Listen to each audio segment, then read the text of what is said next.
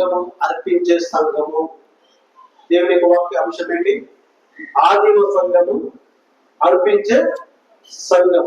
మరి ఏ విధంగా అర్పించింది, ఏం అర్పించిందో, మరి సంఘం అంటే ఎవరు? ముందు మీకు సంఘం అంటే అర్థం కావాలి. సంఘం అంటే ఎవరండి? సంఘం అంటే ఎవరు? సంఘం అంటే ఎప్పుడైతే మనం ప్రభువును అంగీకరించి రక్షణ పొందుకొని బాప్తిజం తీసుకొని దేవుని సన్నిధికి వచ్చి ఎవరైతే ఆరాధిస్తారో వాళ్ళు దేవుని యొక్క సంఘం. కుటుంబం అంటే ఎవరు? కుటుంబం అంటే ఒకరా? అందరు కలిసి ఉంటే కుటుంబం అంటారు. అందరుంటే కుటుంబం. మరి సంఘంలో అందరుంటే సంఘం. మరి సంఘము, ఆదిమ సంఘం ఏ విధంగా ఉంది, ఏ విధంగా వాళ్ళు అర్పించారు, దేన్ని అర్పించారు అనేది వాక్యాన్ని ఈరోజు మనం ధ్యానించుకుందాం. అపోస్తల కార్యములు 4వ అధ్యాయము 35వ వచనం. అపోస్తల కార్యము 4వ అధ్యాయము 35వ వచనం. ఒక్కసారి మనం ధ్యానించుకున్నట్లయితే చదవండి. వారు ప్రతి వానికి వాని పంచి పెట్టిరి గనుక వారిలో ఎవరికి కొదవలేకపోయాను.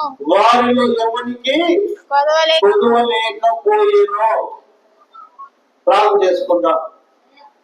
పరిశుద్ధుడైన మా తండ్రి, దయగలిగిన మా ప్రభువా, మీ అమూల్యమైన పాదాల పొందనాలు స్తోత్రాలు చెల్లిస్తూ ఉన్నాము నాయన.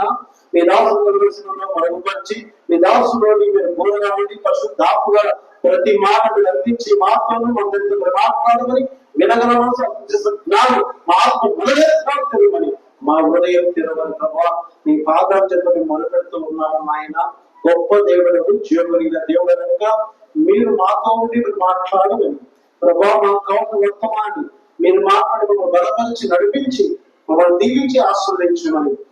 ఈ వాక్యం నాయన బండల్లో నీ వాక్యం బండలో శుద్ధి వంటిది, నీ వాక్యం సాక్షి సత్యం వంటిది, నీ వాక్యం కలుసలు అగ్ని వంటిది కదా. మాతో మాట్లాడి మా జీవితాలు సరి చేయమని, మా జీవితంలో నేను ఆశీర్వదించమని యేసయ్య పరిశుద్ధ నామములో పొందుకుంటున్నాం మా తండ్రి. ఆమేన్. హల్లెలూయా. మరి ఆదిమ సంఘము, అర్పించే సంఘం. ఇప్పుడు ఒక కుటుంబం అనుకోండి, కుటుంబంలో ఎవరికైనా పొదువు ఉందనుకోండి, కొరత ఉందనుకోండి, ఆ కొరత ఉన్నప్పుడు కుటుంబం ఏం చేస్తుంది?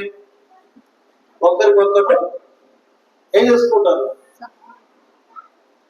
కొంతమంది అన్నదమ్ములు ఉన్న, ప్రేమ లేని వాడు, వాడు కష్టమున్నా బాధలున్నా కొంతమంది ఆదుకోలేరు కదా, అవునా? ఎప్పుడైతే కుటుంబం అనేది ఎందుకు ఆదుకోలేదంటే, కుటుంబంలో పెద్ద కుటుంబ తల్లిదండ్రులు యజమానులు ఉన్నప్పుడు ఆ యజమానులు నేర్పించే నేర్పు పద్ధతిని బట్టి ఉంటుంది, అవునా? కుటుంబంలో అన్నదమ్ములు నేర్చుకోవాల్సింది కుటుంబంలో సరిగ్గా తల్లిదండ్రులు సరిగ్గా పెంచకపోతే, తల్లిదండ్రులు సరిగ్గా నేర్పించకపోతే అన్నదమ్ములలో ఖచ్చితంగా ప్రేమ ఉండదు. ఈరోజు చాలా మంది జీవితాలు ప్రపంచమంతట్లో చూసినా అన్నదమ్ములు అంటే కొంతమంది కుటుంబాల్లో పగవారి కంటే ఎక్కువ పగగా ఉంటారు. కొంతమంది ఆ ప్రేమ కలిగిన వారు ఎలా ఉంటారంటే ఐక్యమత్యం కలిగి ఉంటారు, అవునా కాదు? మరి ఒక కుటుంబంలో ఒక తండ్రికి 4 కుమారులు ఉన్నారు. ఎంతమంది? 4 కుమారులు ఉన్నారు. ఆ తండ్రి ఏం చేశాడంటే అందరిలో పిలిచి ఒక కట్లు తీసుకోరండి, కట్లు మోపు తీసుకోరండి అన్నాడు. ఏ మోపు? కట్లు మోపు తీసుకొని వచ్చి 4కి చెప్పాడంట. 4కి ఒక్కొక్కరు ఆ కట్లు మోపు కట్టి ఉంటారు కదా, దాని అందరూ కలిసి ఒక్కొక్కరు తర్వాత వినవండి అని అంటారు. సాధ్యమవుతుందా? బాగా గమనించండి. ఇక్కడ అర్థమైంది. నేను చెప్పేది బాగా వినాలి. మీరు వింటే కదా అర్థమయ్యేది, వినకపోతే ఏమర్థం చెప్పండి, అవునా కదా? ఈ తండ్రి చెప్పినప్పుడు పెద్ద కొడుకు వచ్చాడు, కట్లు మోపి ఎవరన్నా ఒకేసారి వినడానికి అవుతుందా? వినవలే. రెండోవాడు వచ్చాడు, వినవడానికి.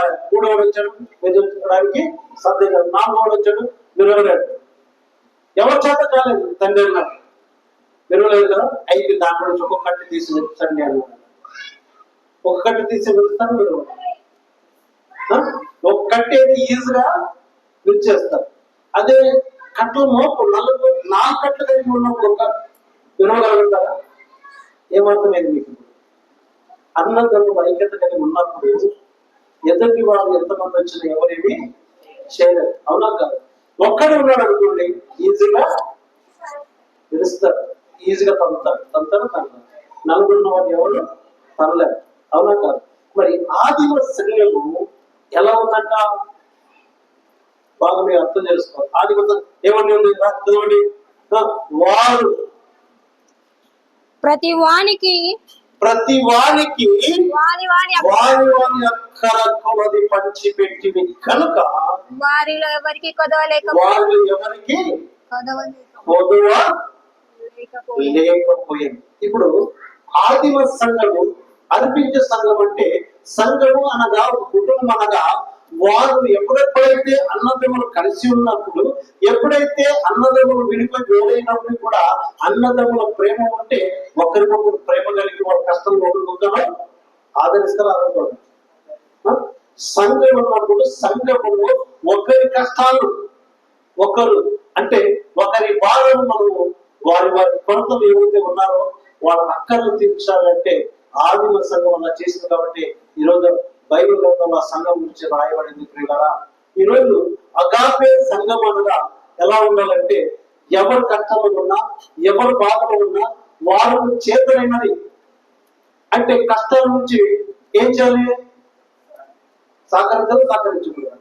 ఒకవేళ నువ్వు సహకరించి నీవు కష్టంలో ఉన్నావు, ఈ రోజు నువ్వు తీసుకొని రేపు నువ్వు బాధపడితే మాకు సహాయం, నువ్వు ఇచ్చిన ఇస్తారు ఇవ్వరు. సంఘం అనగా ఒకరినొకరు కష్టంలో బాధల్లో ఉన్న వారికి ఒకరినొకరు ఆదరించుకోవాలి, ఒకరినొకరు ప్రేమించుకోవాలి కదా.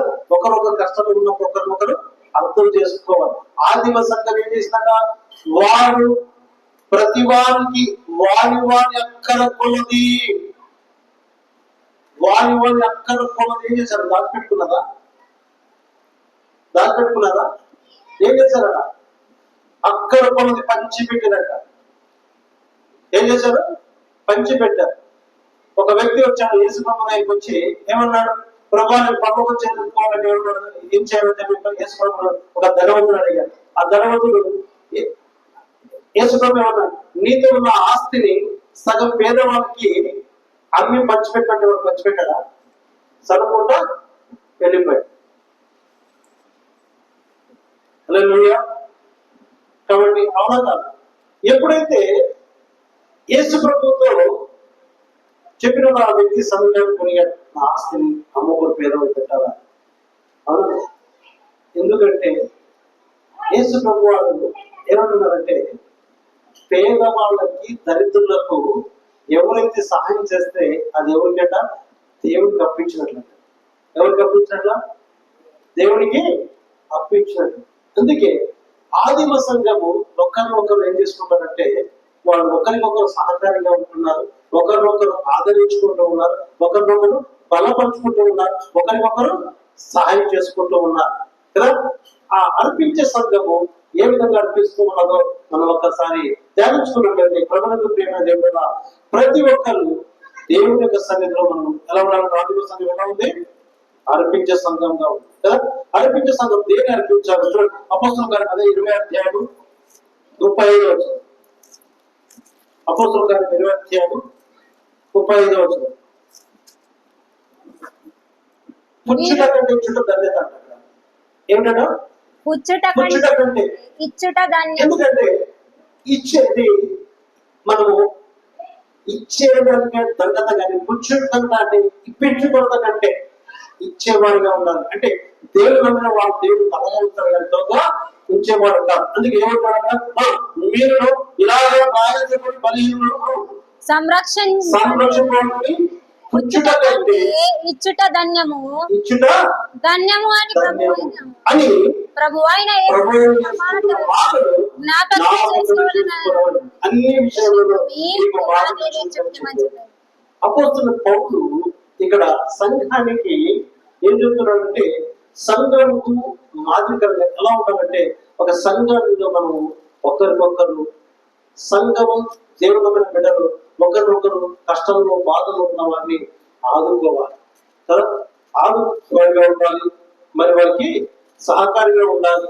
అంటే పుచ్చుకొనట కంటే ఇచ్చుట ధన్యత. అంటే ఇచ్చేవారి చేయి ఒక తండ్రి కుమారుడు ఇద్దరు ఉన్నారట. బాగా గమనించండి.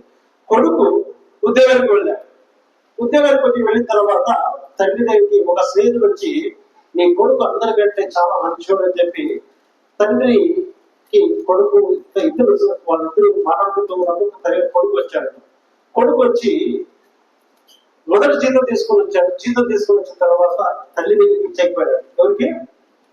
తల్లికి. తల్లికి ఇచ్చకపోతే తల్లి అడిగినాక, మీ నాయనక మీ డాడీకి పోయి ఇవ్వరా అంటే, నేను డాడీకి ఇచ్చేలేదు అన్నాడు. బాగా అర్థం చేసుకోవాలి. హల్లెలూయా.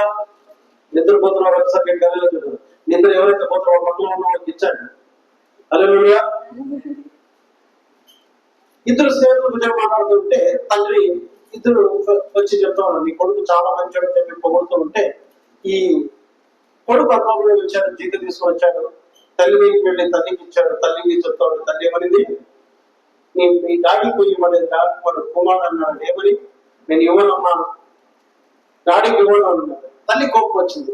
ఇక్కడ ఫ్రెండ్స్ ఇద్దరు కొంచెం మాట్లాడుతున్నాడు, పొగుడుతున్నాడు, నీ కొడుకు మంచోడు అట్లా ఇట్లా అని చెప్పంటే, ఎప్పుడైతే ఆ మాట చెప్పిన వెంటనే, ఏంటా ఇందాక నీ కొడుకు మంచోడు అనుకున్నాను, ఇప్పుడు ఏంటంటే కొడుకు అన్నాడంటే ఏమని? డాడీ ఎప్పుడు నా అవసరాలు అడిగితే ఇచ్చేవాడు, అంటే నా తండ్రి చెయ్యి పైన ఉండాలి కానీ నా తండ్రి చెయ్యి కింద కూడా అడుక్కునేవాడిగా ఉండకూడదు అన్నాడు. హల్లెలూయా. ప్రభువునందు ప్రియమైన దేవుడు, అందుకే పుచ్చుట కంటే ఇచ్చుట ధన్యం. కాబట్టి మనం ఇచ్చేవారిగా ఉండాలి. అందుకే ఆదిమ సంఘం ఎలా ఉందంటే, అది ఇచ్చేవారి సంఘం, పుచ్చుకునే సంఘంగా ఇచ్చేవారి సంఘం అది. అందుకే మనం దేవుని నమ్ముకున్న తర్వాత దేవుని యొక్క సంఘంలో మనం ఎలా ఉండాలంటే, ఆదిమ సంఘం లాగా ఒకరినొకరు మనము ఆదరించేవారిగా, ఒకరినొకరు బలపరిచేవారిగా ఉండాలి. ప్రభువుని నమ్ముకున్న తర్వాత ఒకరినొకరు ఆదరించేవారిగా, ఒకరినొకరు సహాయం చేసేవారిగా ఉండాలి. అందుకే ప్రభువునందు ప్రియమైన దేవుడు ఉన్నారా, మరి ఆదిమ సంఘము ఎలా ఉందంటే, వాళ్ళు అర్పించే సంఘం ఎలా అర్పించింది, ఏం అర్పించారు కొన్ని విషయాలు మనం సమయం గమనించినట్లయితే చూడండి. లూకా రాసిన సువార్త 7వ అధ్యాయం. దేవునికి ఇవ్వమన్నాడు, కైసరుని కైసరికి ఇవ్వాలి. ఈరోజు దేవునికి ఇచ్చేవాళ్ళు లేరు. దేవుడి సొమ్ము దొంగతనం చేసేవాళ్ళు ఉన్నారు, కైసరికి ఇచ్చేవాళ్ళు, కైసరికి ఇవ్వబడిన దొంగతనం చేసేవాళ్ళు. చూడండి లూకా రాసిన సువార్త 7వ అధ్యాయం 20వ వచనం.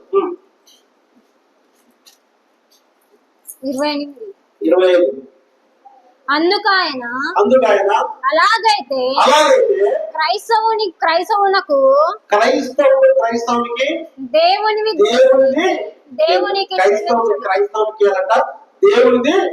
దేవునికి ఇవ్వాలి. ఎవరికి ఇవ్వాలి? ఈరోజు దేవునికి ఇచ్చేవాళ్ళు లేదు, క్రైస్తవునికి ఇచ్చేవాళ్ళు లేదు కదా.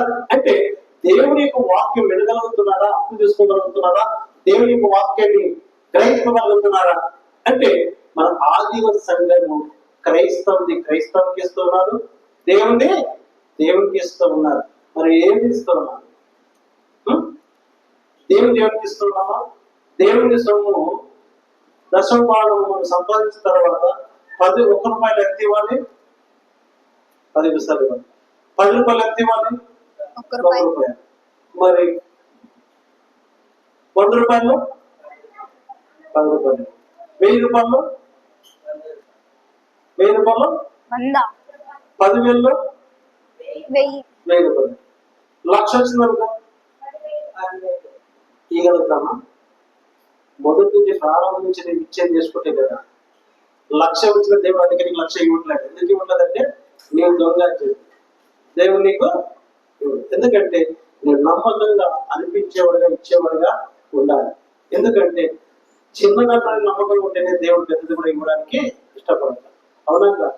ఎప్పుడైనా ఒక వ్యక్తి పని చేస్తున్న వ్యక్తి ద్వారా పని చేస్తూ ఉన్నప్పుడు, నేను పని చేసే పని నమ్మకం మనకు కలగాలి, కుదరాలి. అవునా కదా? వాడు నమ్మకం కలిగి ఉన్నప్పుడు పని నీకు ఇవ్వగలుగుతాడు. దేవుడు నేను ఆశీర్వదించాలంటే, దేవుడు కూడా నీకు ఇవ్వాలంటే, దేవుడు నువ్వు ఇచ్చేవాడిలో దేవుడికి ఇచ్చేదాంట్లో కూడా నువ్వు నమ్మకం ఉంటేనే దేవుడికి ఇచ్చేది. అవునా కాదు? కాబట్టి ప్రభువునందు ప్రేమ దేవుడు ఇచ్చేవాడిగా ఉండాలంట. పుచ్చుకొనట కంటే ఇచ్చేవాళ్ళ ధన్యత.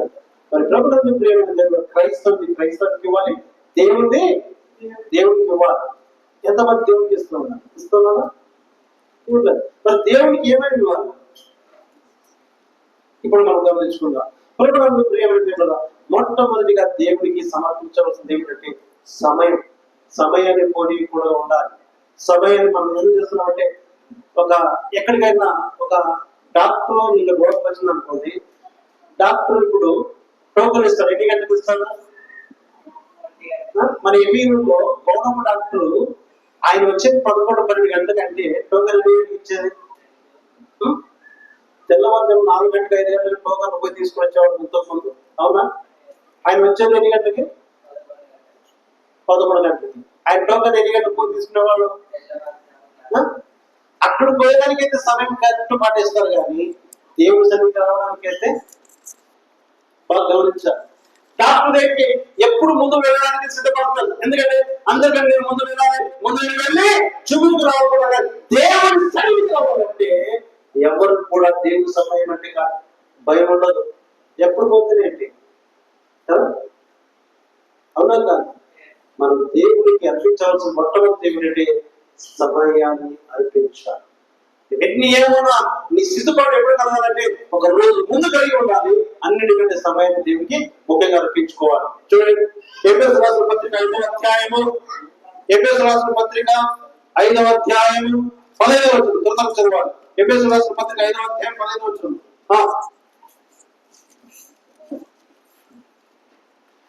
దినములు చెడ్డవి గనుక, దినములు బాగా గమనించాలి, దినములు చెడ్డవి గనుక మీరు సమయమును పోనీయక,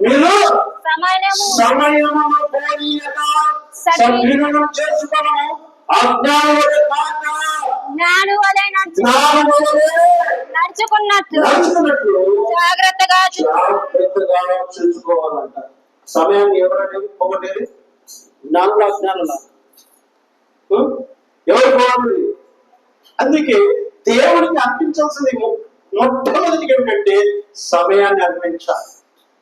ఎప్పుడు అర్పించాలి? ప్రారంభం నుంచి. అంటే మా జీవితంలో మేము నేర్చుకున్నది ఏమిటంటే, మాకు 9 గంటలకు ప్రార్థన అంటే మేము వెళ్ళడానికి సంఘంతో మొదట అర్ధగంట పోయి బయట ఎదురు చూసేవాళ్ళం. ఎందుకంటే మా సంఘంలో మొదట ఇంగ్లీష్ సర్వీస్ జరిగేది, తర్వాత కన్నడ సర్వీస్, తెలుగు సర్వీస్ జరిగేది. కాబట్టి ప్రభునందు ప్రియమైన దేవుని యొక్క సంగమా, మొదటిగా మనం దేవుని సన్నిధికి వెళ్తూ ఉంటే డాక్టర్ దగ్గరికి వెళ్ళడానికి ఎంత ప్రాముఖ్యత ఇస్తాడు. పని చేయడానికి వెళుతున్నాము, పని చేసేవాడు కరెక్ట్ గా ఈ యజమానులు చెప్పడానికి ఎన్ని గంటలకి రావాలి? 6 గంటల మంది 6 గంటలు పరిగెత్తారు. పరిగెత్తడం దేవుని సన్నిధికి రావాలంటే ఎంతమంది నిర్లక్ష్యం చేస్తున్నారంటే వాళ్ళ జ్ఞానులా అజ్ఞానులా? ఏమంటుంది వాక్యం? సమయము పోనీయక, దినములు చెడ్డవి కనుక. ఎందుకు దినం ఎందుకు చెడ్డవాలి? పోయిన దినం వస్తాయా? ఆస్తులు పోయి ఆస్తులు సంపాదించుకోవచ్చు, పదవులు పోయిన సంపాదించుకోవచ్చు, కానీ సమయం పోతే సమయం తిరిగి రాదు. వస్తుందా సంగమా? వయసు పోతే వయసు వస్తుందా? సమయం పోతే సమయం వస్తుందా?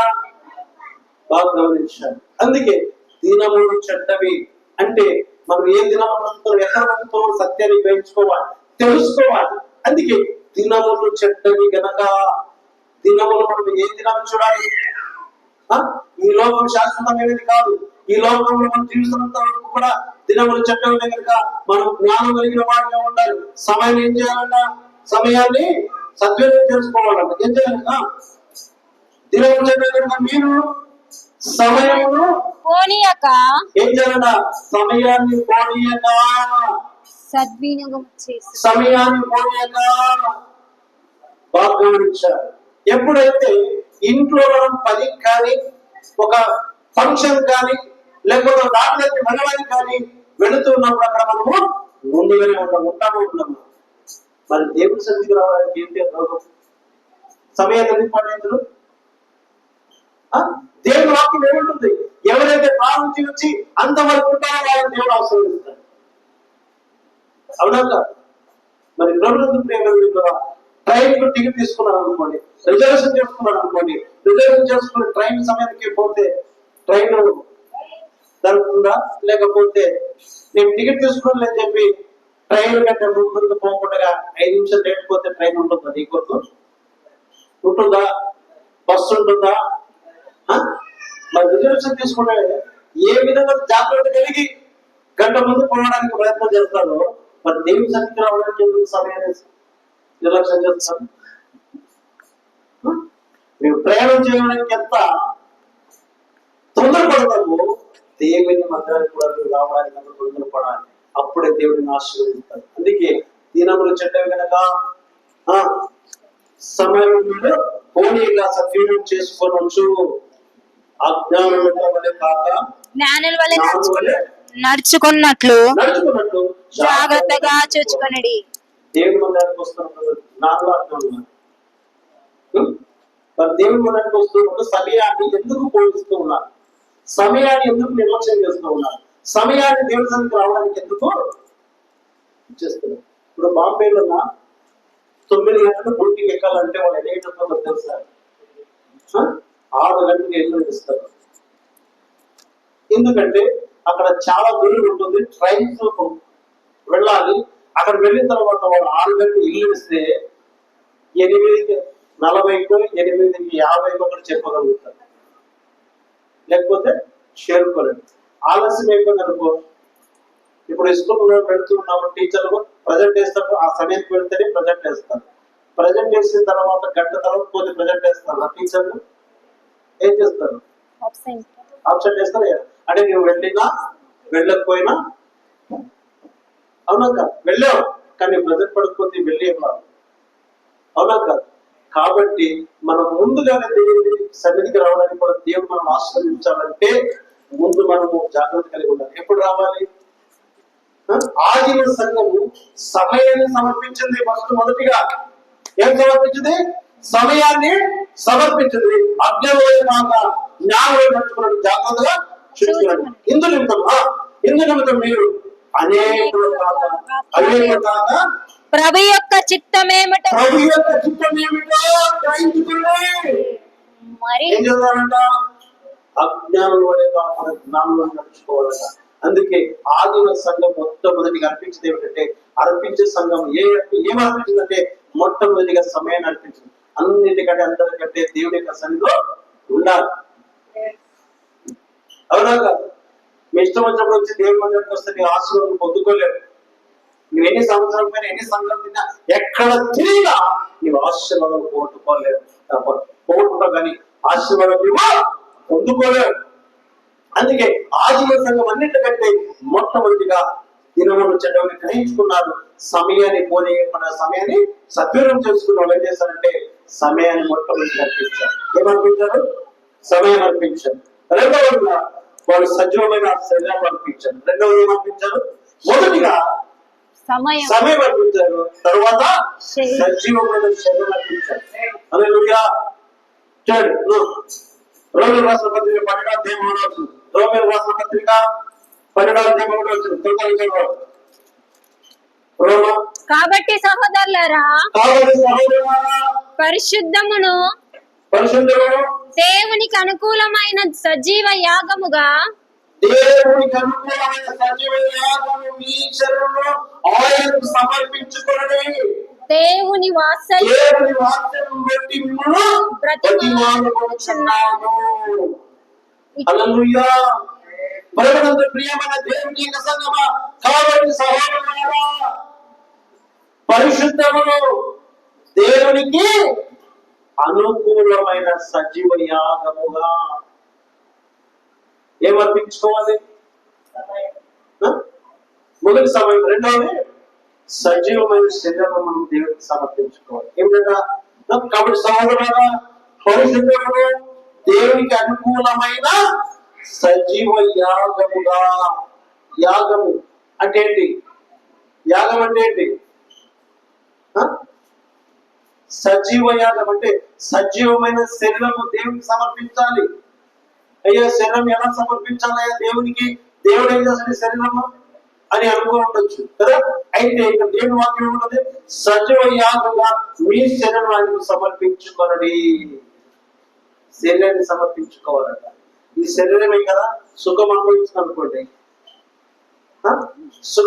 సుఖమే కోరుకుంటుంది, కష్టాన్ని కోరుకుంటుందా? అందుకే మన శరీరము దేవుడు ఆయన పోలికతో మనం సృష్టించాడు కాబట్టి మనం సజీవ యాగంగా మనం ఏం చేయాలి? యాగం అంటే ఎట్లా ఏ వ్యక్తి చేస్తారో మన శరీరం కూడా దేవుడికి సమర్పించుకోవాలి. హల్లెలూయా. కాబట్టి సజీవ యాగం మన శరీరమును ఆయన సమర్పించుకుని దేవుని వాత్సల్యం బట్టి బతిమాలుకొనుచున్నాను.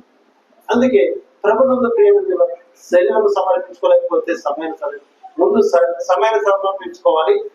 ఎవరైతే సమయాన్ని సమర్పించుకుంటారో వాళ్ళ శరీరం ఎవరు సమర్పిస్తారంట? బాగా పిల్లలు అలర్ట్ చేయదండి, బాగా వినాలి. ఏమంటారు? ఏది అర్పించుకోవాలి? శరీరం అర్పించుకోవాలి. శరీరం అంటే ఏం చేయాలి? ఈ శరీరం తిని సుఖించి లోకం వైపు తిరగడం కాదు, బంధువులతో తిరగడం కాదు. మన శరీరం దేవుడు ఆయన కోరికతో మనం సృష్టించాడు కాబట్టి మన శరీరం ఎవరిగా సమర్పించుకోవాలని మొట్టమొదటిగా దేవుడికి సమర్పించుకోవాలి. శరీరం ఎక్కడ ఉండాలి? దేవుని మందిరం ఉండాలి. దేవుని మందిరం ఉంటే నీ ఆత్మ దేవునితో ఉంటుంది. అవునా? నీ శరీరం దేవునికి సమర్పించుకోకపోతే నీ ఆత్మ దేవునికి సమర్పించుకోలేదు. అవునా? ఎన్ని ఉన్నా ఏమున్నా అన్నిటికంటే ముఖ్యంగా మనం దేవునికి సన్నిధికి మన శరీరం రావాలంటే మనం ఏం చేయాలి? మొదలు మనం రావాలి ఇక్కడ. అవునా? మనం రాకపోతే మనసు ఎక్కడో పెట్టి మనం ఎక్కడో ఉన్నామంటే ఉంటాము. మనసు మాట్లాడుతూ ఉంటాం. అవునా?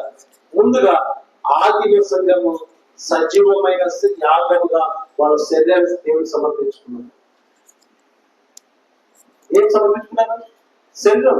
అంటే ఈ శరీరం దేవుడికి సమర్పించుకోవాలి.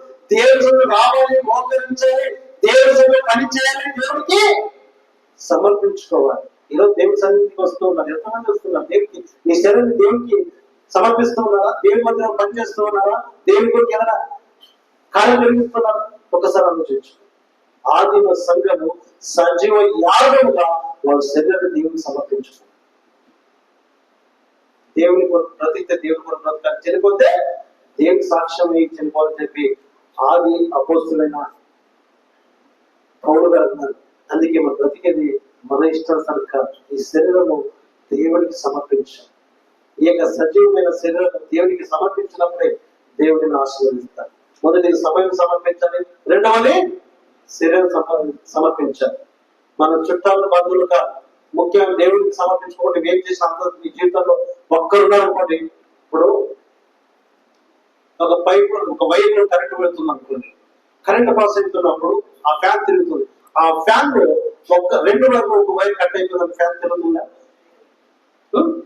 దేవుడి సన్నిధికి వెళ్ళే వాళ్ళు ఉన్నప్పుడు కుటుంబంలో ఒకరు ఎవరైనా వెళ్ళకూడదు ఆటంకపరిచేవారంటే ఆ కుటుంబానికి ఆశీర్వాదం ఖచ్చితంగా ఉండదు. ఒకరు వెళ్ళినా ఇంకొక కుటుంబంలో ఆటంకపరిచేవారు ఉన్నంత వరకు ఆ కుటుంబం ఇప్పుడు ఆశీర్వాదం ఉంటారు. అవునా కాదు? కుటుంబం. అందుకే యోషువ ఏమన్నా నేను మా ఇంటి వారు యెహోవాను సేవించడం అన్నారు. మనం దేవుడి సన్నిధి కోసం కుటుంబంతో రావాలి, కుటుంబంతో దేవుడికి సమర్పించుకోవాలి.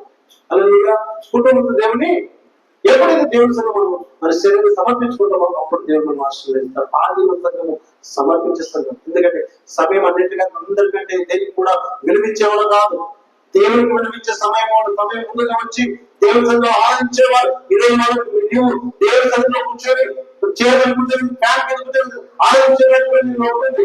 వాళ్ళు ఎలా ఆరాధించేవారంటే ఆ రోజు అడుగులు ఆరాధించేవారు, చెట్ల కింద మొత్తం కింద ఆరాధించేవారు. అవునా? ఆదిమ సంఘం మనం దేవుని ఆరాధిస్తున్నాం. అన్నింటికంటే సమయం ముఖ్యంగా అర్పించాలి. తర్వాత మన శరీరాన్ని సజీవ యాగం అర్పించాలి. యాగం అంటే యజ్ఞం చేస్తారు. యజ్ఞం చేయడానికి ముందు దాని అవసరం ఏమో వర్తిస్తారు. అవునా కాదు? ఆ విధంగా మనం దేవుడి మధ్యాహ్నం పెడుతున్నప్పుడు మన శరీరాన్ని అర్పించుకోవాలి. హల్లెలూయా. ప్రభువునందు ప్రియమైన మూడవది మొదటి ఏం అర్పించాలి? నంబర్ 1 సమయం. రెండవది శరీరాన్ని. మూడవది సంపదను అర్పించుకోవాలి. ఏందయ్యా మేము కష్టపడి మేము సంపాదిస్తే దేవుడికి ఎక్కడ అర్పించాలి? ఎందుకు అర్పించాలి? కదా? అవునా కాదు? నేను సంపాదిస్తున్నాను, నేను కష్టపడుతున్నాను, దేవుడికి ఎందుకు అర్పించాలి అనేవాడు మూడు ఆలోచిస్తుంటే వాళ్ళ జీవితంలో ఎప్పుడు ఆశీర్వదించుకోండి. దేవుడికి అర్పించేవారిగా ఉండాలి. అవునా కాదు? మరి సమయం అర్పించాలి, తర్వాత శరీరం అర్పించాలి, మూడవది సంపాదన అర్పించాలి. చూడండి సామెతల గ్రంథం 3వ అధ్యాయం 9వ వచనం. సామెతల గ్రంథం 9వ అధ్యాయం 3వ వచనం. 3వ అధ్యాయం 9వ వచనం. సారీ, సామెతల గ్రంథము కొత్తగా నీ రాబడి అంతటిలో ప్రథమ ఫలమును ఫలమును నీ ఆస్తిలో భాగమును నీ ఆస్తిలో భాగమును ఇచ్చి యెహోవాను గణపరచము. ఇచ్చి యెహోవాను ఎవరు గణపరచాలి? ఆదిమ సంఘం అర్పించే సంఘము సమయం అర్పించింది, శరీరం అర్పించింది, వాళ్ళ యొక్క సంపదన, వాళ్ళ యొక్క ఆస్తిని కూడా సంఘానికి అర్పించారు. అందుకే ఆదిమ సంఘము ఆశీర్వదించబడింది. ఈరోజు నువ్వు సంపాదిస్తున్నప్పుడు నువ్వు సంపాదన దేవునికి ఇవ్వాల్సిందే, దేవునికి ఇవ్వకుండా క్రైస్తవునికి ఇవ్వాల్సిందే. క్రైస్తవునికి ఇవ్వకుండా నువ్వేం చేస్తూ ఉన్నావు?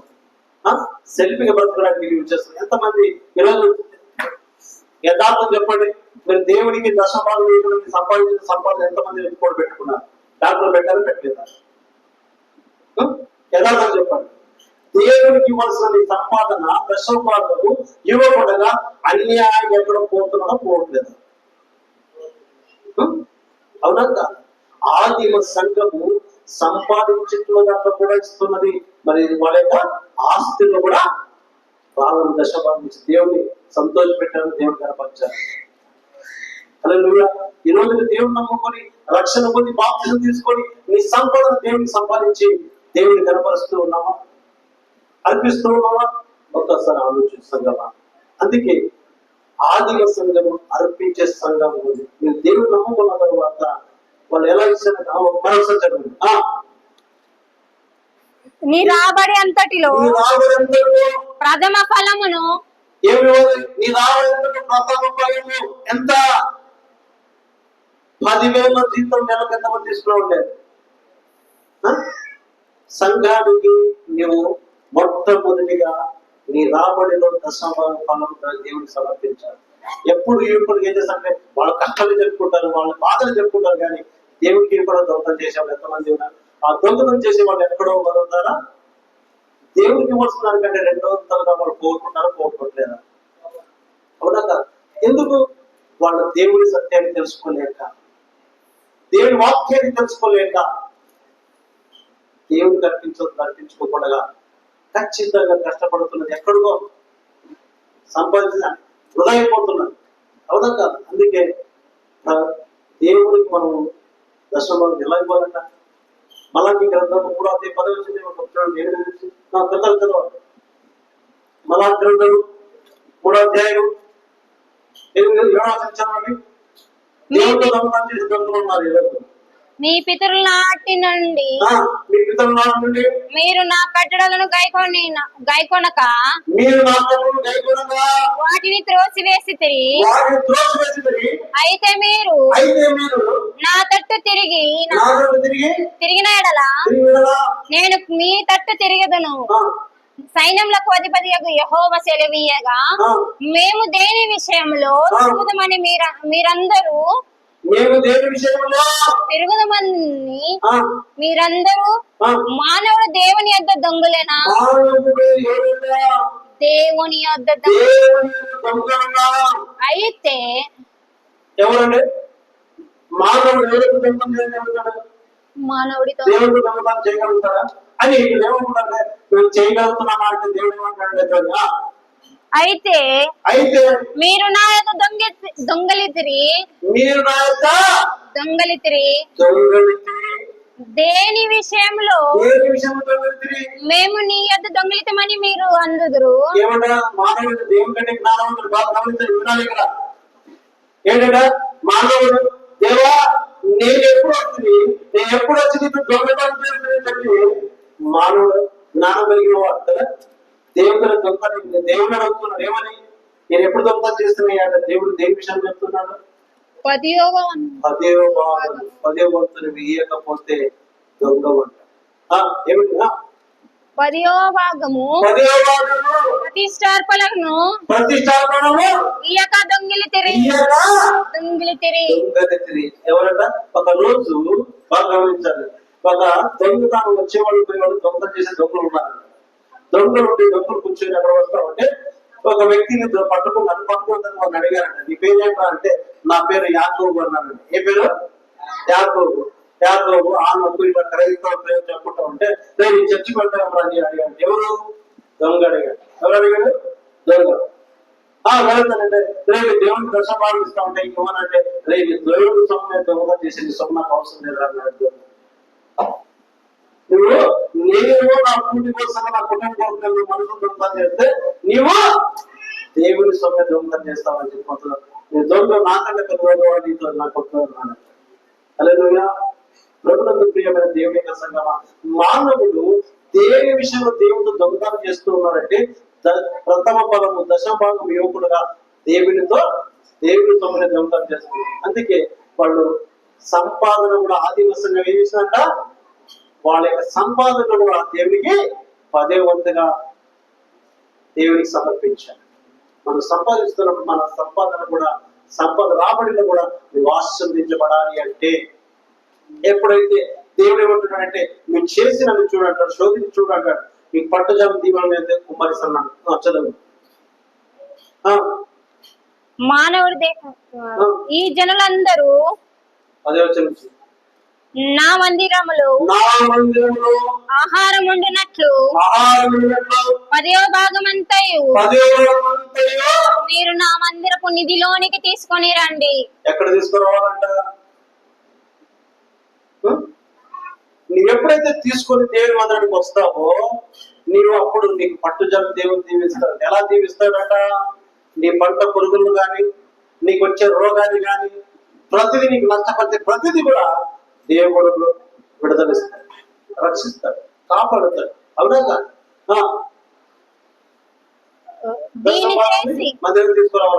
దీన్ని చేసి శోధించడం నేను ఆకాశపు వాక్యములు విప్పి ఎక్కడి నుంచి అంట?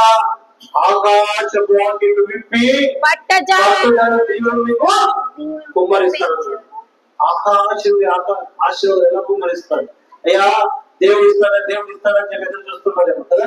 ఇప్పుడు పొలం ఉందనుకోండి, దేవుని ఆశీర్వాదం ఉండాలి, పంట చేతికి రావాలన్నాము. అవునా కాదు? దేవుడు వర్షం కురిపించకపోతే నీకు పంట పొలం చేతికి రాదు. అవునా కాదు? ఒకవేళ వచ్చినప్పుడు దేవుడు వర్షం కురిపించాడు అనుకోండి, ఆకులు కురిపించాడు, వచ్చిన పంటలు చేతికి వచ్చింది కూడా దేవుడు ఆలోచిస్తాడు. చేస్తాడని చేయడం. దేవునికి ఇవ్వాల్సిన సొమ్ము, దేవునికి ఇవ్వాల్సింది సమర్పణ, సంపదను రాబడేంత ప్రథమ కూడా ఆదిమ సంఘం అందుకే అర్పించే సంఘం ఉంది. అందుకే బైబిల్ గ్రంథంలో యొక్క సంఘం పేరు రాయబడి. ఆదిమ సంఘం ఏ విధంగా అర్పించిందో సమయం అర్పించింది, శరీరం అర్పించింది, తర్వాత మూడవది సంపాదన అర్పించింది. ఏమనిపించింది? సంపాదన అర్పించింది. ఎప్పుడైతే సంపాదన అర్పించిన తర్వాత దేవునికి సంతానం కూడా అర్పించేవాళ్ళుగా ఉన్నారు. ఈరోజు యేసు ప్రభువుని నమ్ముకున్న తర్వాత రక్షణ పొంది బాప్తిసం తీసుకొని నీవు ఎంతమంది నీ పిల్లలకు దేవుని పరిచయం కొరకు, సేవ కొరకు, దేవుని యొక్క మందిరంలో పరిచయం చేయడానికి ఎంతమంది అర్పించారు? మరి ఆదిమ సంఘము సమయం అర్పించింది, తర్వాత శరీరం అర్పించింది, మూడవది సంపాదన అర్పించిన తర్వాత నాలుగవది సంతానం కూడా అర్పించారు. అబ్రాహాముకు లేక పుట్టిన కుమారుడు ఎన్ని సంవత్సరాలు?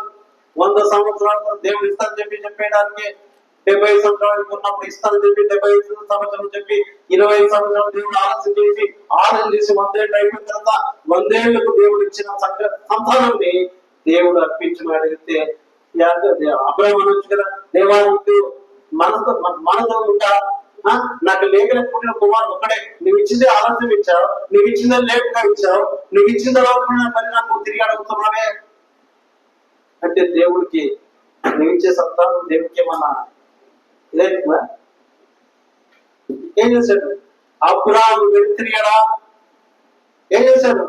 దేవుడు అడిగిన వెంటనే ఇవ్వడానికి సిద్ధపడ్డాడా? సిద్ధపడలేదు. చూడండి, ఆదికాండం 22వ అధ్యాయం వచ్చింది. సంతానం ఇవ్వడానికి ఆదిమ సంఘం వెనుక తిరగలే. నీకు ఒక్కడైన నీ కుమారుణ్ణి అనగా నీవు ప్రేమించు ఇస్సాకును తీసుకొని మొరియా దేశమునకు వెళ్ళి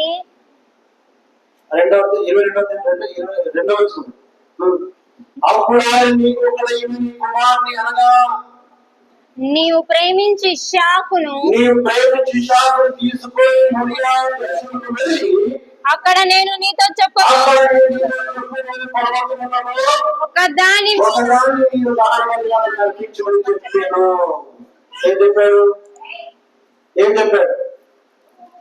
ఆదిమ సంఘము సంతానం అర్పించడానికి వెనక తిరగలే. అబ్రాహాము దేవుడు లేక కుమారుడు ఇచ్చినప్పుడు కూడా అబ్రాహాము దేవుడిని అర్పించడానికి అబ్రాహాము దేవుడు అడగచ్చు, కనవచ్చు కదా. ఈ రోజు నీకు దేవుడు ఇచ్చిన దాంట్లో కూడా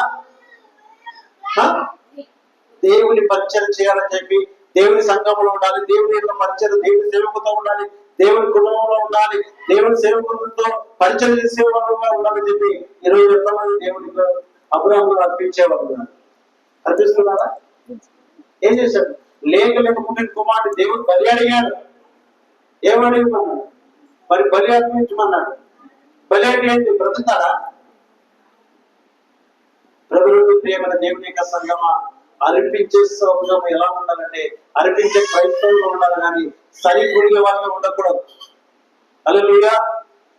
వింటే కదా ఫస్ట్ దేవుని సామాన్యానికి వస్తున్నప్పుడు వినాలి. విని గ్రహించుకున్నప్పుడు వాక్యం నీకు అర్థమైనప్పుడే, దేవునికి అర్థమై ఉన్నప్పుడే దేవునికి ఇవ్వడానికి దేవునికి ఇవ్వడానికి వెనకాడు. అవునా కాదు? మరి అబ్రాహాము దేవుడు నమ్మాడు కదా, ఆయన నీతిని ఎంచాడు. అందుకే దేవుడు అబ్రాహాంకి ఏమయ్యాడు? స్నేహితులయ్యాడు కదా. స్నేహితులైన దేవుడు అబ్రాహాము లేక పుట్టిన కుమారుని అడిగినప్పుడు ఆయన ఇవ్వడానికి ఇష్టపడ్డాడు.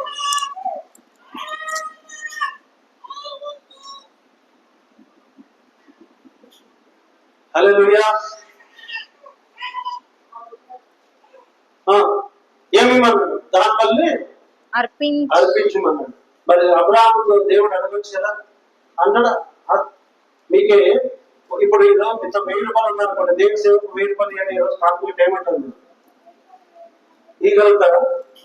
సరే, డబ్బులు అడిగితే డబ్బులు కొంచెం సంపాదించుకోవచ్చు కదా. మరి సంతానం లేకున్న సంతానం దేవుడు లేఖలించిన కుమారుని దేవుడు అడిగితే అబ్రాహాము ఇవ్వడానికి సిద్ధపడ్డా? సరిగా గుడిగాడు, వెళ్ళిపోయాడా? దేవుడు ఎప్పుడైతే అబ్రాహాము బలిమన్న వెంటనే అబ్రాహాము ఏం చేశాడు? వెంటనే సిద్ధపడ్డాడు కదా. తనతో ఒక దాసుడు తీసుకున్నాడు, ఆయన కట్టలు తీర్చుకున్నాడు, ఆయన గాలి తీసుకున్నాడు. ఆయన ఎక్కడ వెళ్ళాడు? మొరియా దేశమున. ఎక్కడ? మొరియా దేశంలోకి వెళ్ళాడు. ఆ పర్వతానికి వెళ్ళాడు. పర్వతం మీద వెళ్ళిన తర్వాత అక్కడ ఎప్పుడైతే అబ్రాహాము సిద్ధపడ్డాడు, చూడండి 12వ అప్పుడు ఆయన వేయకుము, అతనినేమి చేయకుము, నీకు ఒకడైన నీకు నాకియక వెనుతీయని గనక నీవు దేవునికి భయపడువా. హల్లెలూయా. హల్లెలూయా. దేవుని సొమ్ము దేవునికి ఇచ్చేవాడు ఇస్తున్నాడంటే వాళ్ళు ఎవరు భయపడుతున్నారంట? దేవునికి భయపడుతున్నారు. దేవుని సొమ్ము దేవునికి ఇవ్వాల్సింది ఇచ్చేవాడు దేవునికి భయపడతాడని అర్థం. ఈవెన్ వాడు దేవునికి భయపడని వాడు ఎప్పుడు ఇవ్వలేడు. దేవుడు భయపడిన వాడు అటు ఏం తిరుగుతాడు? వచ్చి కూర్చాడా? హల్లెలూయా. కాబట్టి దేవుని సంగమా, అబ్రాహాముకు లేక పుట్టిన కుమారుని ఇవ్వడానికి అబ్రాహాము సనగలేదు, కొనగలేదు, వెనకపోలే కదా. ఇవ్వడానికి సిద్ధపడ్డాడు. కాబట్టి దేవుడు అబ్రాహాము చూశాడు, పరీక్షించాడు. మరి ఆ కుమారుని ఆ చిన్నవాడిని ఏమి చేయొద్దు, మనకి ఏమి హాని కలిగించదు. నాకు ఇవ్వడానికి నువ్వు వెనకాడలేదు కనుక ఒక్కడే ఇచ్చిన కుమారుడు నీవు నేను అడిగిన నీకు ఇస్తున్నామంటే ఎవరికి భయపడుతున్నా? దేవుడు. అంటే నీ సంపాదన కానీ, నీ సమయం కానీ, నీ శరీరం కానీ దేవుడిని అర్పించడం, నీ సంతానం కానీ నువ్వు అర్పిస్తున్నావు అంటే ఎవరికి భయపడుతున్నావు అంటే దేవుడికి భయపడేవాడు దేవుడికి అప్పగిస్తాడు. దేవుడికి భయపడలేని వాడు 10,000 కాదు 10 లక్షలు వచ్చినా దేవుని సొమ్ము దేవుడికి ఇవ్వాలి. 10 మంది పిల్లలుకుంటా దేవుడికి అర్పించినట్టున్నాడు. అవునా కాదు? ఆ రోజు దేవుడు అబ్రాహాము కుమారుడిని బలిగా అర్పించినప్పుడు అడిగినప్పుడు ఈ రోజు దేవుడు చేసిన మేలు దేవుని పరిచయ కొరకు, దేవుని కుటుంబంలో, దేవుని మందిరంలో నువ్వు పని చేయమని చెప్పి నువ్వు అర్పించాను. హల్లెలూయా. అవునా కాదు? అప్పుడు నువ్వు అర్పిస్తున్నావు అంటే ఎవరు భయపడినట్టు? దేవుడికి భయపడుతున్నావు. నువ్వు వ్యక్తి చేయకపోతే దేవుడికి భయం ఇలా ఉంటుందా? దేవుడికి భయపడిన దేవుడికి ఇవ్వలేడు, దేవుడికి ఏమి చేయలేడు. అవునా? చేస్తారా? చేయగలరు. అవునా కాదు?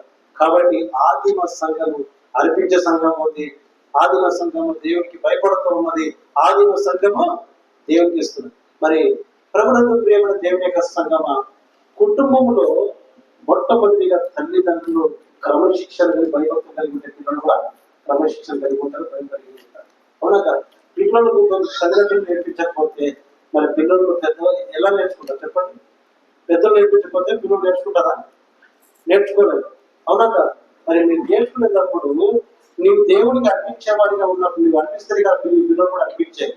నీ భయభక్తులు కలిగి ఇప్పుడు ఒక ఇంటికి వెళ్ళినప్పుడు ఒక సేవకుడు ఇంటికి వెళ్ళాడంట. ఇంటికి వెళుతూ ఉంటే సేవకుడు చూసి ఇంట్లో తల్లి టీవీ చూస్తున్నాడు. ఏం చూస్తుంది? టీవీ చూస్తాడు. పరిగెత్తుకుంటూ పోయి తల్లి అమ్మ పాస్వర్డ్ అంటే చెప్పిన వెంటనే తల్లి ఏం చేసిందంటే టీవీ ఆఫ్ చేసింది. ఎవరు చూసి ఎవరు భయపడి కదా? వీడు తల్లి పిల్లలకి తల్లి తల్లిదండ్రులకు పిల్లలకి వాళ్ళ భాష అర్థమైంది, పక్కనకి అర్థం కాదు. అర్థమవుతుంది? ఇప్పుడు చిన్నప్పటి నుంచి వాళ్ళ భాష వాడు ఏమంటున్నాడు తండ్రికి తెలుసు, కానీ వాడి మాట్లాడే భాష వాడికి తల్లిదండ్రులకి అర్థమైంది, కానీ వేరే అర్థం కాదు. అవునా కాదు? మరి చెప్తుంటే దాదాపు వాడు పాస్ట్ యొక్క జోబులో ఉన్నది అడుగుతున్నాడు. ఏమి మొబైల్ ఉంది, మొబైల్ అడుగుతున్నాడు. ఇప్పుడు చాలా పిల్లలకి చిన్న పిల్లలకి మొబైల్ అంటే మొబైల్ లేకపోతే బతకలేదు కదా. ఆ విధంగా పాస్ట్ జోబులు చూసి మొబైల్ లేకపోతే అడుగుతుందంటే అడుగుతుంటే పాస్ట్కి అర్థం కాదు. ఎందుకంటే ఏం అర్థం కాదు పాస్ట్కి, ఎందుకంటే తల్లికి అర్థమవుతుంది కదా.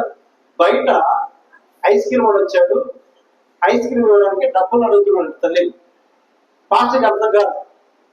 ఏమర్థం కాలేదు? వీడు అడిగే భాష పాస్ట్కి అర్థం కాదు. తల్లి ఆ భాష అడిగాడు. ఏమా ఏది అడుగుతుందంటే అన్న బయట ఐస్ క్రీమ్ వచ్చింది, వాడు డబ్బులు అడుగుతున్నాడు. హల్లెలూయా. అవునా కాదు? కాబట్టి ప్రభునందు ప్రియమైన దేవుని యొక్క సంగమా, నీ కుటుంబంలో నీవు ఎవరు భయపడాలి? దేవునికి అబ్రహాముకి భయపడేవాడిగా ఉండాలి, అబ్రహాముకి సమర్పించేవాడిగా ఉండాలి, అబ్రహాముగా ఉండాలి. అందుకే ఆది సంఘము సమయాన్ని సమర్పించింది, శరీరాన్ని సమర్పించింది, సమయాన్ని సమర్పించింది, తన యొక్క సంతానంలో సమర్పించింది. కానీ దేవుడు అడిగిన దాని ప్రతిదీయానికి ఇవ్వడం వెనకాడలేదు. ఈరోజు దేవుడి మంది అంటే ఎన్నో రావాలంటే రావాలి, పోవాలంటే పోవాలి. ఎవరు కనపడడానికి కదా? అదే దేవుడి వాక్యం తెలియనప్పుడు, దేవుడి భయభక్తి లేనప్పుడు పాస్టర్ కనపడుతుంది, దేవుడు కనపడలేదు. నీ జీవితంలో ఎప్పుడు దేవుడు కనపడదు. అందుకే దేవుడు అసలు కోరుకుంటున్నాను. హల్లెలూయా. అవునా? దేవుడి సన్నిధికి వస్తున్నప్పుడు ఆదిమ సంఘము ఏమైనా అర్పిస్తుందో అర్పించే వారిగా మనం ఉండాలి. అందుకే సత్క్రియలు కూడా నీవు అర్పించాలి. నీ సత్క్రియ, నీ క్రియలేని వాడు మృతుడు. అవునా?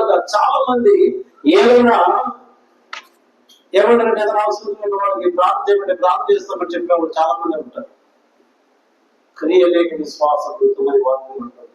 ఆకులు కొన్నవానికి ఆకులు తీర్చమంటే ఆకులు కొన్ని ఇంటికి వచ్చాడు అనుకోండి, బాగున్నా చలికాసుకోమంటే వాడు ఏముంటుంది? మండుతుంటే వాడు కడుపు మండుతూనే మండదు. హల్లెలూయా. వాడేమో ఆకుకున్నాడు, నీ దగ్గర నమ్మకంగా వచ్చాడు. వచ్చిన తర్వాత ఆకుకున్న వాడికి చలి కాస్త బాగున్నామంటే ఏమంటారు? ఎలా ఉంటుంది చెప్పండి?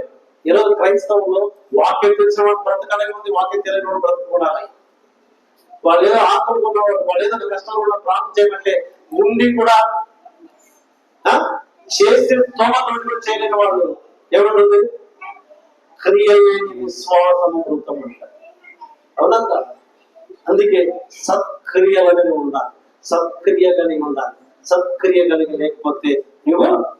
అందుకే ప్రభునందు ప్రియమైన దేవుని యొక్క సంగమా, ఈ సత్క్రియలు ఎలా ఉండాలి? చేసే సత్క్రియలు కూడా దేవునికి ఇష్టమై ఉండాలి. నీ సత్క్రియలు ఎవరికి ఇష్టమై ఉండాలి? దేవునికి ఇష్టమై ఉండాలి. అందుకే ఇక్కడ అవ్వాడు ఇద్దరు కుమారుడు ఉన్నారు కదా. మొదటి కుమారుడు ఎవరు చెప్పాలి? వీళ్ళిద్దరు అవ్వాడు కుమారుడు ఏమేమి కయ్యారు కదా. వీళ్ళిద్దరు దేవుడు సత్క్రియలు అడిగారు. ఏ క్రియలు? అర్పణ తీసుకొని వస్తున్నప్పుడు ఈ అర్పణ దేవుడికి నువ్వు ఇచ్చేది కూడా అర్పణ దేవుడికి ఇష్టమై ఉండాలి కదా. చూడండి ఆదికాండం 4వ అధ్యాయంలో అక్కడ 4వ అధ్యాయము 4వ వచనం చదవండి. ఏబేలు ఏబేలు కూడా తన మందిరములో కూడా క్రొవ్విన ఎవరు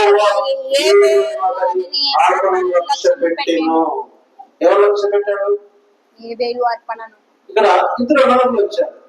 ఇద్దరు తీసుకుని వచ్చి దేవుని మందిరానికి తీసుకుని వస్తూ ఉన్నప్పుడు దేవుడిని అర్పించేది కూడా దేవుడికి లక్ష్య పెట్టారు. క్రియ లేనిది అది సమర్పించినది వ్యర్థమే. సత్క్రియ అనేది ఉండాలి, క్రియ అనేది ఉండాలి. అవునా కాదు? ఆ క్రియ లేకపోతే సత్క్రియ లేకపోతే అది అర్పించేది కూడా వ్యర్థమే. ఇక్కడ మరి ఏ వేళ తన యొక్క మందలో తొలుచూపు కొవ్వు ఉన్నదాన్ని తీసుకుని వచ్చి దేవుడికి అర్పించడానికి వచ్చినప్పుడు యెహోవా ఏమయ్యాడు?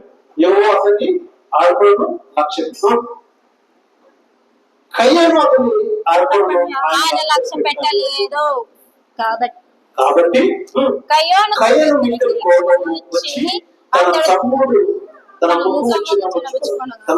ముఖము చిన్నపుచ్చుకొనగా యెహోవా కయ్యను నీకు కోపమేలా. బాగా గమనించాలి. వింటున్నారా? మందిరానికి వస్తున్నప్పుడు వినడానికి వచ్చారా, బయట అక్కడికి తిరగడానికి వచ్చారు? దేవుని వాక్యం వెంటనే ఆశీర్వదించబడేది. హల్లెలూయా. ఇక ఏబేలు దేవునికి అర్పణ తీసుకుని వచ్చాడు, కయ్యను అర్పణ తీసుకుని వచ్చాడు. అయితే అర్పణ ఇద్దరులో తెచ్చిన అర్పణలో ఎవరికి ఇష్టం వచ్చింది? దేవునికి ఇష్టమైంది. ఏబేలు యొక్క అర్పణ దేవునికి ఇష్టమైంది, కయ్యను యొక్క అర్పణ దేవునికి ఇష్టం కాలేదు. ఇష్టం కాలేనప్పుడు దేవుడు చెప్తూ ఉంటే కొంతమంది దేవుడికి కూడా దేవుడి సంగీములు పొందేవాళ్ళు దేవుడి మీద పడేవాళ్ళు ఉన్నారు లేదా? దేవుడు నీ చేసిన పాపాలకు నీ కష్టం నేను దేవుడు మొత్తినప్పుడు దేవుడు తిట్టేవాడు ఉంటాడు. ఉన్నారు లేదా? ఎందుకు అంటే దేవుడు అంటే వాళ్ళకి అర్థం కాలేనప్పుడు, దేవుడు అంటే భయం లేనప్పుడు దేవుడు తిట్టేవాడు ఉన్నారు. హల్లెలూయా. దేవుడు తిట్టేవాడు దేవుడు అని ఎంత అనుకునేవాడు, సేవకుడు తిట్టేవాడు ఎంత. హల్లెలూయా. అవునా? ఇక్కడ సత్క్రియని అర్పణని ఇచ్చేదానికి వస్తే ఆ సత్క్రియని అర్పణ దేవుడు ఇష్టపడాడు. ఇచ్చే అర్పణ కూడా ఎలా ఉండాలంటే సత్క్రియలు కలిగి ఉండాలి. మరి ఇక్కడ ఏబేలు అర్పణ దేవుడికి ఇష్టమైంది, కయ్యను అర్పణ దేవుడికి ఇష్టం కాలేదు. ఇష్టం కాలేనప్పుడు దేవుడు చెప్తూ ఉంటే కయ్యను ఏం చేశాడు? తన ముఖాన్ని చిన్నపుచ్చుకున్నాడు, కోపంతో చూస్తూ ఉన్నాడు. యెహోవా కయ్యనుతో నీకు కోపమేలా, ముఖము చిన్నబుచ్చుకొని ఉన్నావేమి, నీవు సత్క్రియ చేసినవా తల ఎత్తుకొనవా. హల్లెలూయా. ఏ క్రియ అండి? ఏ క్రియ చేసి తల ఎత్తుకొని ఉన్నావు? ఇక్కడ బాగా వినాలి. ఏ క్రియ? సత్క్రియ. సత్క్రియ చేసిన వాళ్ళైతే తల ఎత్తుకుంటారు, సత్క్రియ లేకపోతే తల తెచ్చుకుంటారు. హల్లెలూయా. దొంగతనం చేశాడు అనుకోండి, నువ్వు దొంగతనం చేశాడు తల ఎత్తుతాడా? తల తెచ్చుకుని ఉంటాడు. వ్యభిచారం చేసిన వాడు వ్యభిచారం చేసిన తలను తెచ్చుకుని ఉంటాడు. చేయలేని వాడు నువ్వు చెప్పాను అనుకోండి, నేను ఎక్కడ చేశాను చెప్పి తలెత్తుకుని మాట్లాడతాడు. ఇక్కడ సత్క్రియని అర్పణ ఇద్దరు సత్క్రియ అనేది ఏమేమి చేశాడు? కయ్యను సత్క్రియని అర్పణ దేవునికి తీసుకొచ్చాడు. ఈ సత్క్రియ లేకపోతే నీ అర్పించే అర్పణ కూడా దేవునికి ఇష్టం ఉండదు. హల్లెలూయా. అవునా? నీ సత్క్రియ అనేది దేవుడు సమర్పించే దేవుడు ఇష్టపడాలి. నీవు అర్పించే ప్రతి సత్క్రియ అర్పణ కూడా దేవుడు ఇష్టపడాలి. అందుకే తలదించుకున్నాడు. ఎవరు? కయ్యను తలదించుకున్నాడు. సత్క్రియ చేయని వాకిట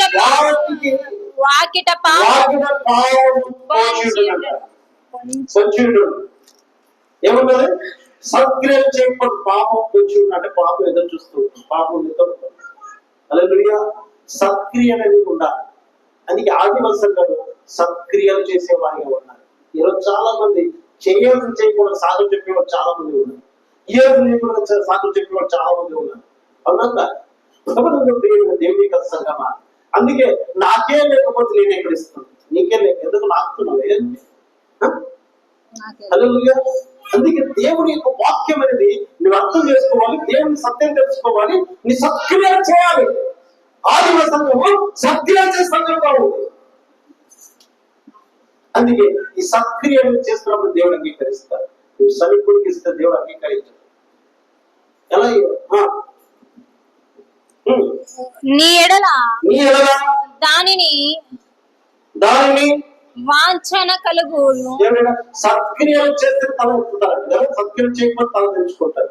అందుకే సత్క్రియ అనేది ఎలా ఉందంటే 2:9 ఎలా ఉంటుందంటే సనకొనకయు బలవంతుడు కాకయు ప్రతివాడు తన హృదయం నిశ్చయించుకొని ఉత్సాహించేవాడు, ప్రేమ తెచ్చేవాడు దేవుడు ప్రేమిస్తాడు. నువ్వు ఇచ్చేది కూడా సత్క్రియ కలిగి ఉండాలి. శని గుడికి ఇచ్చేది కాదు, దేవుడికి అర్పించాలి.